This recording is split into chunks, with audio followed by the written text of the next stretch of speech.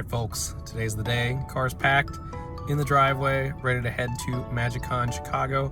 Super excited to see Charlie and hang out with him all weekend and draft with a bunch of friends. So let's go get it. Hello, hello. The blog is back. Ethan, you're missing out. Yo, what's up? Fan of the pod. So sick. Say hello to the blog. Hello. We got another fan of the podcast. Hey, how's it going? We're discussing which ways we can get wrecked in the sealed event right now. Absolutely insane. The fire is definitely back. Let's go. No regrets, as they say. Magic's awesome.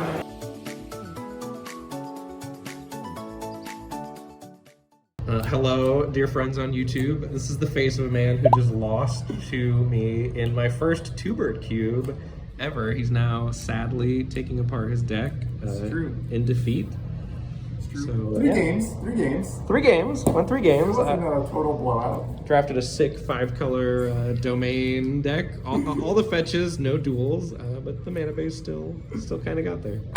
All right, this is a sneak peek at the winning two-bird deck list here. Lots of 1-drops, lots of blue cards. Treasure Cruise in the 1-drop slot where it belongs. Tons of 2s. The cube is mostly 1 and 2 drops. And then the sweet pile of fetches here with, I don't know, kind of a functional mana base. It got the job done. We got the win 2-1.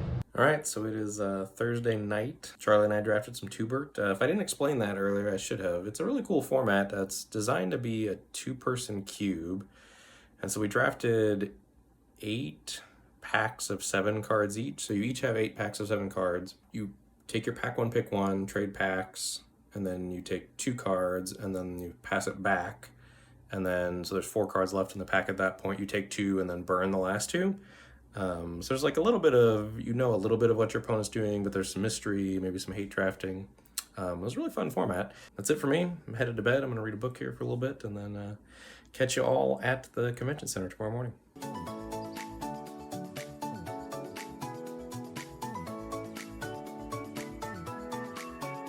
All right, what's up, folks? We made it. I survived my 3rd Uber ride ever, and we are now in the Pro Tour area of convention.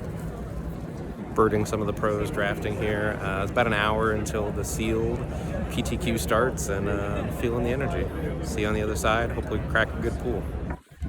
Pour one out for what was affectionately known last year as the murder basement. We staged some unsanctioned drafts down here, which was not used as part of the convention last year, and now this is where all of the ticketed play area is. This is where the main stage, also known as the mana stage, is. So this is about, I don't know, 20 minutes until the PTQ is supposed to start. So assuming some folks are going to start filling this out shortly, but was bummed to see that we don't have our own secret spot anymore. But it does look like there's tons more space at the convention this year, which is pretty sick.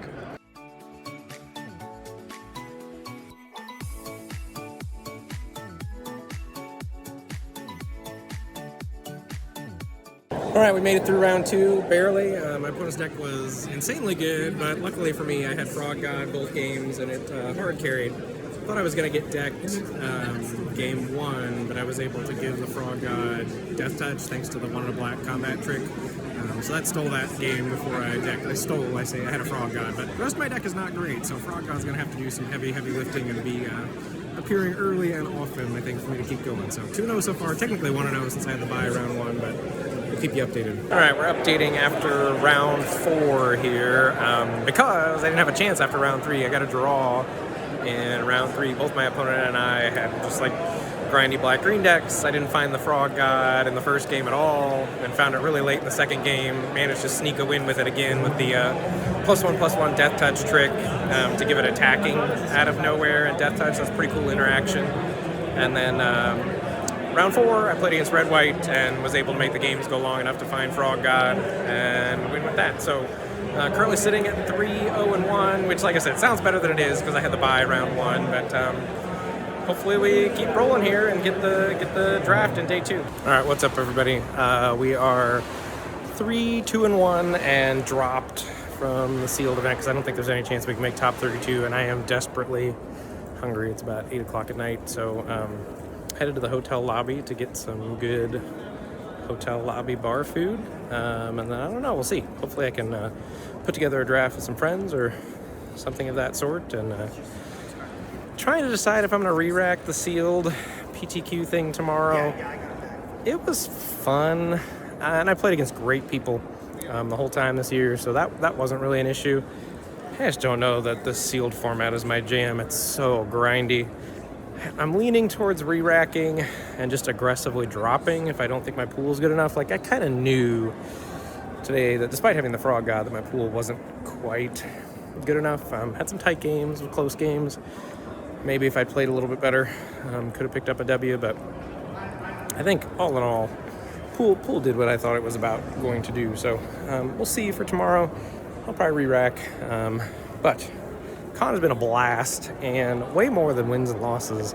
I've had tons of folks come up and just say, hey, thanks for the podcast. Had great conversations with people. So Ethan, you're missing out.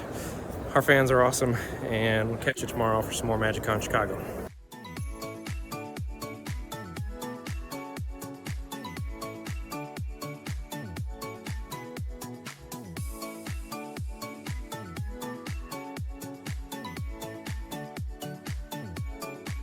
All right, we're vlogging. It's Saturday morning of, we're blogging the Ben log.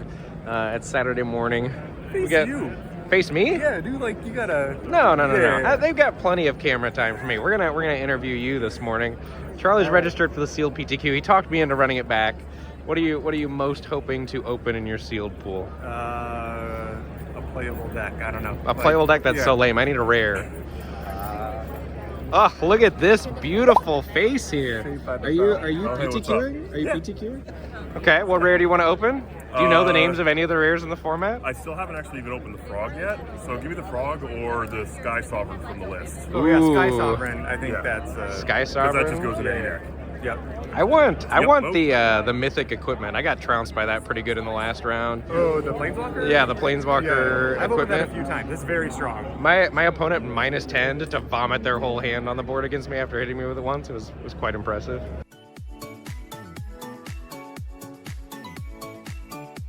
All right, 2-0, unfortunately, because that means I have to keep battling and can't draft.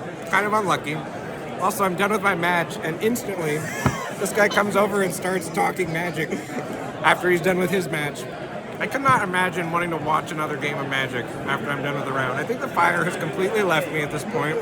I'm enjoying this delicious turkey sandwich. I'm determined to stay healthy today. We're going to keep battling in round 3, but if you identify with this man and you love talking about Magic, more power to you. I love the stamina. I love it. I just do not possess that stamina or that cognitive power to keep going after the match of Magic is done. It's all I can do to hold on. All right, folks, we are blessed with the one, the only Eric Klug Alters here. How's it going? Hey, what's up? We finally connected in person. It's been a long time. He just birded my last match and watched me misplay several times, but you're 3-0. So we got the W. We're 3-0. Yeah, it's the results that matter. That erases all the mistakes. That's right. Jordan has 6 rings. He's never going to be the GOAT. So we've got 2 of his altars here in person. There's some glare from the camera, but I won't. Oh, that makes me so nervous. And the Joker Dark Ritual. Should we flex them? Oh my God! Please don't. I'll even take them out of the sleeve, man. There you go. Holy cow! This is absolutely insane. Absolutely insane. And I was walking around the collectors earlier, and you could just see your pieces, of Moxen altars. Yeah, I've been telling people all weekend and on Twitter that I think this is the biggest gathering of my work in one place. There's probably over 50 pieces here this weekend. That is insanely cool. Insanely cool. All right, folks, we're 4-0 after 4 rounds. Ready for max punishment. I really wish I had gone 1-2 drop, truly. I think I've lost the fire, but not explain well. I've played fairly tight. I've only missed a couple speed triggers that Eric Klug is watching over my shoulder and noticed in round 2 or 3 or whatever round that was that he was birding me. So, gonna keep battling. Hopefully we queue for day 2. I'm just trying to dodge 6-2 max pain. So wish me luck, and I'll be back after future rounds for more updates. Forget all about that talk. The fire's back. We're 5-0 right now. Just played super tight to win a 5th round. If we win our next one, I think we can double ID into drafting on day 2. But still, got to keep playing tight. But definitely excited to be here and having a blast. So catch catch you after round 6. All right, we're here after round 6. Sad to report, we're sitting at 5-1. Still have a win and in next round, which is super sick. I played a tight 3 games against Eduardo. Not sure how to say his last name. Eduardo does coverage, does a lot of limited stuff. Awesome pro, and didn't get there. He won the die roll, and then in game 3, that pretty much ended up kind of deciding things. But great games. He was an awesome person, awesome opponent. Got some limited theorizing from him afterwards, which was always fun to do. So yeah, round 7 should be a win and in, and then maybe I can sneak in on breakers if I lose round 7 and win round 8. So we'll see. I'll keep the reports coming, but the fire is definitely back. Let's go. What's up, everybody? This is Jarvis. Jarvis, what's your favorite part of Lords of Limited? My favorite part of Lords of Limited, when you and Ethan argue about everything. It's so nice. Who's right? Always me, yeah? Well, okay.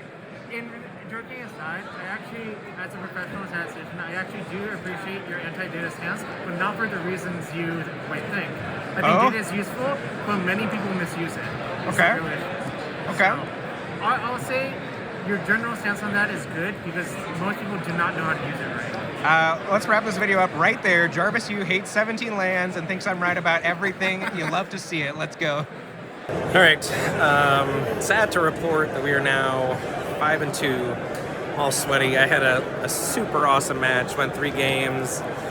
He made a game losing punt. I've been really patient with the Defend the Rider all game, protecting a Ketradon, and I tapped out to cycle a Night Market. I just was thinking I gotta use my mana, be efficient. I played really patient all game, and I blew it. I think that likely lost me the game. I managed to claw my way back in, but it wasn't enough.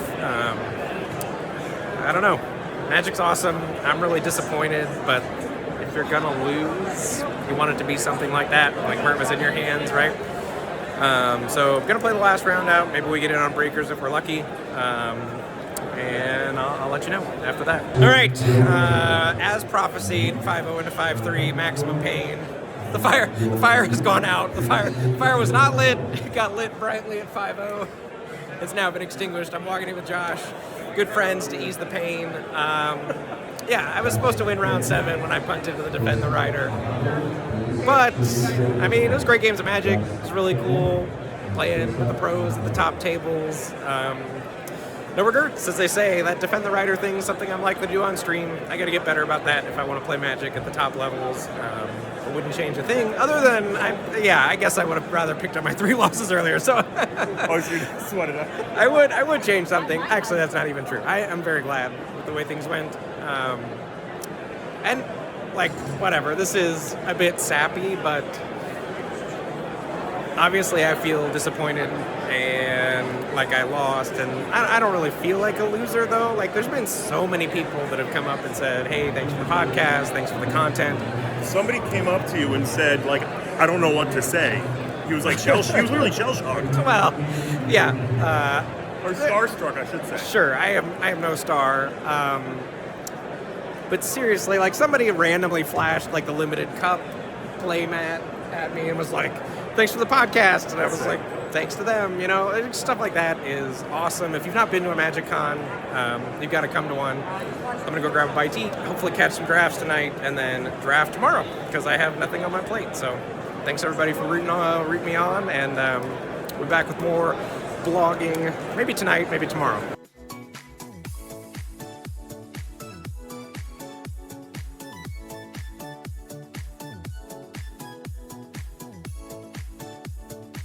What's up, folks? It's Sunday. The sand is running out of the hourglass here at Magikon. Welcome back to the blog, the Ben log, that is. We are doing the maiden voyage of Eric Klug's Kev Walker Art Cube. So, That's what I said, Kev Walker. Oh, I thought you said Walter. I heard Walker too. I said Walker. I definitely said Walker. Check the tapes. Check the tapes. Yeah. So every card has been illustrated by Kev Walker, pro drafter right here. I drafted green-white underneath a green-white drafter passing to me. So come listen to Lords of Limited to get good, everybody. Best of luck, everyone. All right, folks. I just got hit with the. So are you gonna pull out the camera? This is the face. 1-2. This is the face of a winner right here. One to the draft. In the Kev Walker, I am the biggest loser of the Kev Walker cube. Kev Walker, you're on notice. We're gonna get this trigger too. Not supporting your art anymore. No, just kidding. I enjoyed the Kev Walker cube quite a bit despite getting crushed. My Metadorks and my large monsters and my Rast didn't mix so well against other people's good decks. So that was a blast. You get more bang for your Thank buck. you for introducing me to the cube. Appreciate it. All right, folks, we did it. Pack one, pick one, Yorion, Sky Nomad in Ethan's honor. Oh, that's fire. We've got the 32 card or 60 card monstrosity here. We are Yorion Companion. Looks surprisingly good. Blue white blink in our first Mystery Booster 2 draft. I'll keep you updated as the rounds go. This was super fun. Also got a draft Cogwork Librarian, cashed it in for 2 cards and then wheeled it. I like having a copy of this card. So Mystery Booster 2, 6 so far. Let you know how the rounds go. Alright, I'm already having regrets. We are sleeved up. I did not think through the fact that I'm going to have to shuffle 60 cards here. This is going to be atrocious. Alright, what's up, folks? Unfortunately, Yorion didn't get there in our inaugural Mystery Booster draft. But we did draft a sweet deck, and one of the coolest cards that I didn't get to play, that I'm hoping I get to play, we're gonna play a friendly match here with Charlie because we both scrubbed out at 0-1. But there's a super cool interaction with one of the playtest cards. So I loved Heart of the Duelist when I first saw it from Yu-Gi-Oh!, which lets you draw cards from anywhere in your library, and when it ETBs you draw a card. So I need to play it in my Yorion deck, right, because I can cantrip.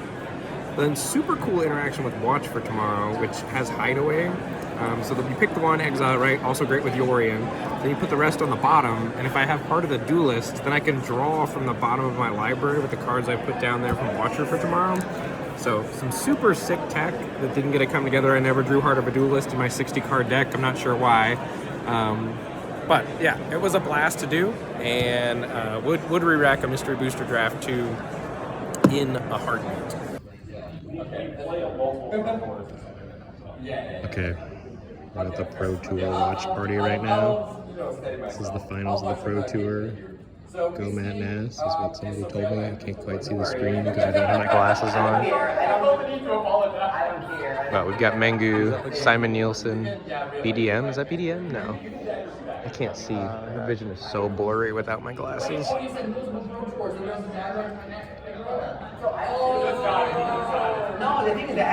I have no idea what's been going on the Pro Tour because I've been so insanely busy all weekend. All I know is that Matt Nass is in the top 8 and that apparently he's in the finals. So good luck, Matt. I'm rooting for you. Folks, the blog is back. I'm sad to report that there is a travesty that is happening right now outside the Pro Tour area.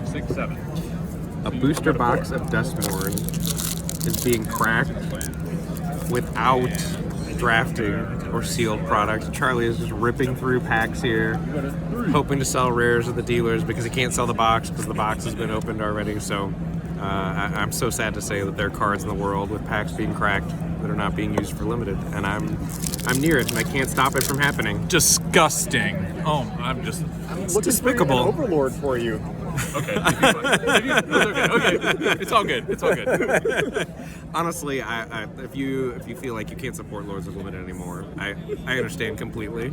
All right, what's up? We've got basement drafts happening again. It's much safer this year. No longer the murder basement. We've got a pod of Sam's crew and some Lords of Limited Discord folks firing a 10-person draft here, so should be sweet. We're drafting some Aetherdrift. Let's go. I'm about to third pick this card. I'm very ashamed. Very ashamed. Well, show us your first 2 picks. Why are we third picking that? Okay. Actually, no. I take that back. It's not happening. I didn't see that. We're gonna take that. What? Actually, wait. What about that?